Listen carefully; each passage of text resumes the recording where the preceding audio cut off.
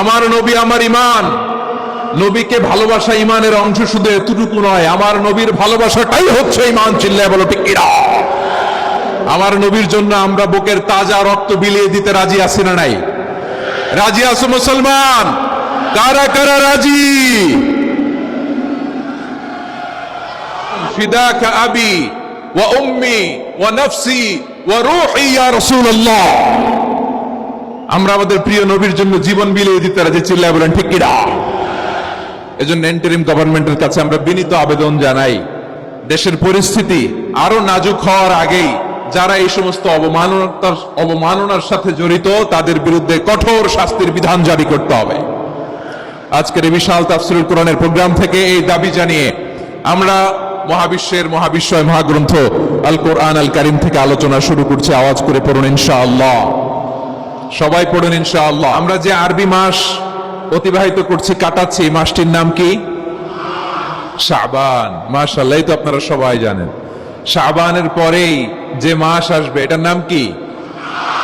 রমাদান যে আসতেছে, আপনাদের ভাল লাগে? হ্যাঁ, রমাদান নাম শুনলেই মুমিন হৃদয়ে বয়ে যায় প্রশান্তির ফল্গু ধারা, ঠিক কিনা?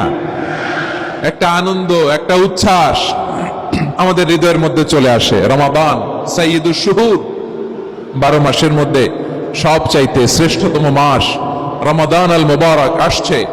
আত্মশুদ্ধির মাস, আত্মসংশোধনের মাস, শুদ্ধাচারের মাস, নিজেকে আলোকিত করবার মাস, ঠিক কিনা বলেন? এই রমাদানুল মুবারকে আমাদের কি করণীয়, কি বর্জনীয়, what to do and what not to do, এই টপিকসের উপর কিছু কথা আপনাদের সামনে উপস্থাপন করব ইনশাআল্লাহ। ওমা তাওফীকি ইল্লা বিল্লাহ।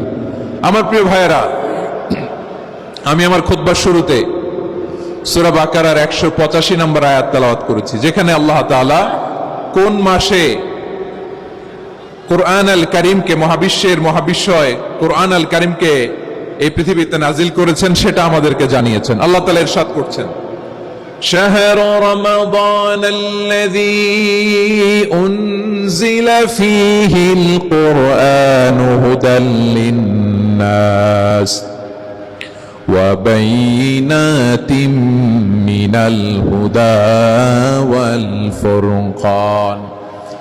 আল্লাহ বলেন, রমাদান এমন একটা মাস যে মাসে কোরআন নাজিল করা হয়েছে, আর এই কোরআন হচ্ছে বিশ্ব মানবের জন্য পথ নির্দেশিকা, হেদায়েতের সুস্পষ্ট বর্ণনা এবং সত্য মিথ্যা পৃথক করার আসমানি মানদণ্ড রূপে জামিনে আমাদের জন্য কোরআন নাজিল করেছে কে? আওয়াজ করে বলেন তো, আল্লাহর নাজিল করা এই কোরআনে কোনো ভুল আছে? সবাই বলেন নাই। সবাই বললে এতটুকু আওয়াজ হয় আমি বিশ্বাস করি না। গলা ছেড়ে দিয়ে বলেন, আল্লাহর নাজিল করা এই সর্বশেষ আসমানি কিতাব আল কোরআনে কোনো ভুল আছে? সন্দেহ আছে? সংশয় আছে? বিয়ন্ডলেস, বাউন্ডলেস, বটমলেস, এমন কিতাব যেটা পড়ে গবেষণা করে এর তথ্য, উপাত্ত, ইনফরমেশন, লেসন নিয়ে শেষ করা যায় না। সুবহানাল্লাহ। আল্লাহ বলেন, এই কোরআনকে আমি রমাদানে নাজিল করেছি, যেটা বিশ্ব মানবের জন্য পথ নির্দেশিকা। এতে আছে হেদায়েতের সুস্পষ্ট বর্ণনা আর সত্য মিথ্যা পার্থক্য করার মানদণ্ড, কোনটা সত্য কোনটা মিথ্যা এটা কোরআন দিয়ে ডিফারেন্সিয়েট করা যায়। কোরআন হচ্ছে ফুরকান, to differentiate between right and wrong. কোনটা সত্য, কোনটা মিথ্যা, কোনটা ভুল, কোনটা নির্ভুল, এটা কোরআন দিয়ে যাচাই করা যায়। চিল্লায় বলেন ঠিক কিনা? এজন্য এই কোরআন দিয়ে আমাদের জীবন সাজাতে হবে। কোরআন দিয়ে জীবন না সাজালে জীবন আলোকিত হয় না। কোরআন দিয়ে পরিবার না সাজালে পরিবার আলোকিত হয় না। কোরআন দিয়ে সমাজ না সাজালে সমাজটা শান্তিময় হয় না। শুধু দুর্নীতি দমন কমিশন দিয়ে দুর্নীতি বন্ধ করা যায় না। কোরআনের আইন বাস্তবায়ন করা ছাড়া এই সমাজ থেকে দুর্নীতি বন্ধ করা যাবে না। চিল্লায় বলো ঠিক কিনা? আমার প্রিয় ভাইয়েরা, এই কোরআন নাজিল হয়েছে রমাদান আল মুবারক, এই বরকতময় মাসে। তাই আমাদের উচিত এই মাসে আসন্ন যে রমাদান আল মুবারক, এই রমাদানে কোরআনের সাথে নিজেদের সম্পর্ককে বাড়ানো। আমার প্রিয় চাঁপাইনবাবগঞ্জের ভাইয়েরা, আমরা কি আসন্ন রমাদানে কোরআনের সাথে আমাদের অ্যাটাচমেন্ট, সম্পর্ক বাড়াতে চাই? চান সবাই? আপনি কি জানেন কোরআন নিয়ে কোন ফেরেশতা পৃথিবীতে এসেছিল জানেন? ফেরেশতার নাম কি বলেন তো? জিবরিল আলাইহিস সালাম। একটু খেয়াল করে শুনেন, কান দুটো খরগোশের কানের মতো খাড়া করে আমার দিকে তাকান। সাইয়েদনা জিবরিল কোরআন নিয়ে এসেছেন, ফলে উনি হয়েছেন শ্রেষ্ঠ ফেরেশতা। বিশ্ব নবীর উপর কোরআন নাজিল হয়েছে, তাই তিনি হয়েছেন শ্রেষ্ঠ নবী। রমাদানে কোরআন নাজিল হয়েছে, তাই রমাদান হয়েছে শ্রেষ্ঠ মাস। কদরের রাতে কোরআন নাজিল হয়েছে, তাই কদর হয়েছে শ্রেষ্ঠ রাত। আমরাও যদি কোরআনের সাথে সম্পর্ক বাড়াই, আমাদের মর্যাদাও এরকম, আমাদেরকেও শ্রেষ্ঠ মানুষ বানায় দিবে কে? এজন্য কোরআনের সাথে সম্পর্ক বাড়াইতে রাজি আছেন তো? যারাই কোরআনের সাথে সম্পর্ক বাড়ায়, এদের মর্যাদা বাড়ায় দেয় কে? দেখবেন আমাদের হাফেজে কোরআন, তারা ইন্টারন্যাশনাল কোরআন কম্পিটিশনে যে গোটা বিশ্বকে পেছনে ফেলে প্রথম পুরস্কার নিয়ে আসে। এত ছোট ছোট বাচ্চা, ও সমাজ বোঝে না, রাজনীতি বোঝে না, টাকা পয়সা বোঝে না, কিচ্ছু বোঝে না, কিন্তু গোটা বিশ্বে ওকে সম্মানের চেয়ারে আসীন করেছে কে? এই কোরআনের সাথে লাগলে আল্লাহ তাআলা সম্মান বাড়িয়ে দেয়। আমার প্রিয় ভাইয়েরা, আসুন আমরা শুরুতেই, আলোচনা শুরুতেই শপথ নেই যে আসন্ন রমাদানে আমরা কোরআনের সাথে নিজেদের সম্পর্ককে মজবুত করব ইনশাআল্লাহ। সবাই বলুন ইনশাআল্লাহ। শাবান মাস আসলে, রজব মাস আসলে সাহাবারা কি করতেন আসুন আমরা দেখি, কিভাবে তারা রমাদানকে ওয়েলকাম জানাতেন। রজব শাবান আসলেই ওনারা রমাদান পর্যন্ত পৌঁছার আকুতি, আগ্রহ আর ফরিয়াদ আল্লাহর কাছে জানাতেন আর বলতেন, ইয়া আল্লাহ, রমজান পর্যন্ত আমাদের হায়াত বাড়িয়ে দাও। আল্লাহুম্মা বাল্লিগনা রমাদান, আল্লাহ তুমি রমজান পর্যন্ত আমাদের পৌঁছে দাও। আল্লাহুম্মা বারিক লানা ফি রজব ওয়া শাবান ওয়া বাল্লিগনা রমাদান, আল্লাহ রজব শাবানে বরকত দাও, আল্লাহ রমজান পর্যন্ত তুমি আমাদেরকে পৌঁছে দাও। আওয়াজ করে পড়েন আমিন। আমার প্রিয় চাঁপাইনবাবগঞ্জের ভাইরা, গত বছর অনেকের সাথে আমরা একসাথে রমাদান কাটিয়েছি, তাদের অনেকে দুনিয়াতে এখন বেঁচে নাই, এরকম আছে না নাই? এই যে আরো 7 দিন বাকি রমাদান আসতে, এই 7 দিন পর্যন্ত আমরা রমাদান পাবো, কোনো গ্যারান্টি আছে? আচ্ছা, এই বছর যদি খুশনসিব হয় আমাদের, আমরা যদি পাই, আগামী বছরও যে রমাদান আমরা পাবো, কোনো গ্যারান্টি আছে? তাহলে আসুন আমরা ভেবে নেই, হতে পারে this Ramadan could be the last and final Ramadan in our life. হতে পারে এই রমাদানই হতে পারে আমার জীবনের শেষ রমাদান। ঠিক কিনা বলেন?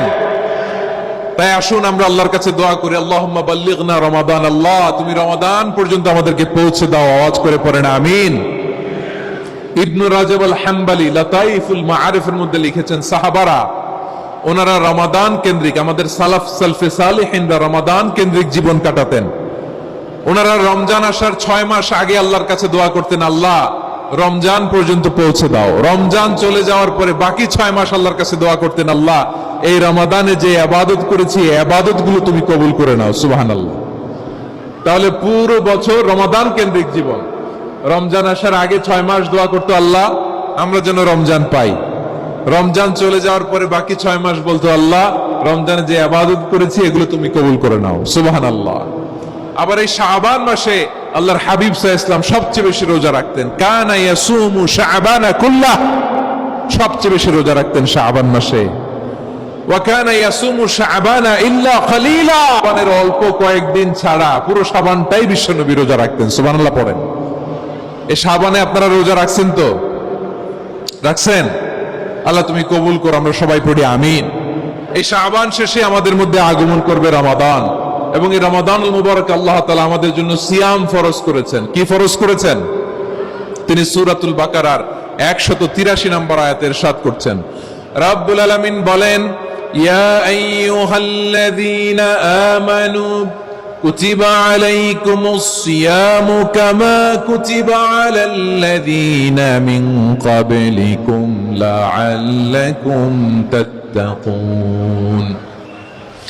আল্লাহ বলেন, ও বিশ্বাসীরা শোনো শোনো, তোমাদের জন্য সিয়ামকে ফরজ করা হয়েছে, ঠিক যেমন ভাবে তোমাদের পূর্ববর্তী উম্মতদের উপরও সিয়ামকে ফরজ করা হয়েছিল, লাআল্লাকুম তাত্তাকুন, যাতে করে তোমরা সবাই মুত্তাকি হতে পারো। সুবহানাল্লাহ বলেন, যাতে করে তোমরা আল্লাহ সচেতন হতে পারো। তাহলে সিয়ামকে, এই সামনে যে রমাদান আসতেছে আমার প্রিয় ভাইয়েরা, এই পুরো রমাদান ব্যাপী সিয়াম সাধন করা, সিয়াম পালন করাকে আমাদের জন্য ফরজ করে দিয়েছে কে? রমাদানের রোজা রাখার নফল নাকি? রমাদানে সিয়াম পালন করা কি নফল? সুন্নাত? তাহলে কি ফরজ? আওয়াজ করে বলেন, রমাদানের রোজা রাখা কি ফরজ? এটা শুধু আমাদের উপরই ফরজ না, আমাদের আগে যত জাতিগোষ্ঠী এই পৃথিবীতে এসছে সবার উপরে সিয়াম পালনকে ফরজ করেছে কে? সবার উপরে আল্লাহ তাআলা সিয়াম পালনকে ফরজ করেছিলেন। তবে ধরনটা ভিন্ন ছিল, এক এক জাতিগোষ্ঠীর জন্য এক এক ধরনের ছিল। আমাদের জন্য সিয়াম ফরজ টানা 1 মাস 30 দিন বা 29 দিন। কোন কোন উম্মতের উপর 30 দিন না, মাত্র 3টা রোজা ফরজ ছিল। কয়টা? আওয়াজ করে বলেন। আপনাদের কি মনোযোগ আছে না গেছে? মনোযোগ আছে? তাকবীর পড়েন তো, লিল্লাহে তাকবীর। আমাদের 1 মাস সিয়াম ফরজ। পূর্ববর্তী অনেক উম্মতের উপর 1 মাস ছিল না, 3টা ফরজ ছিল। কয়টা?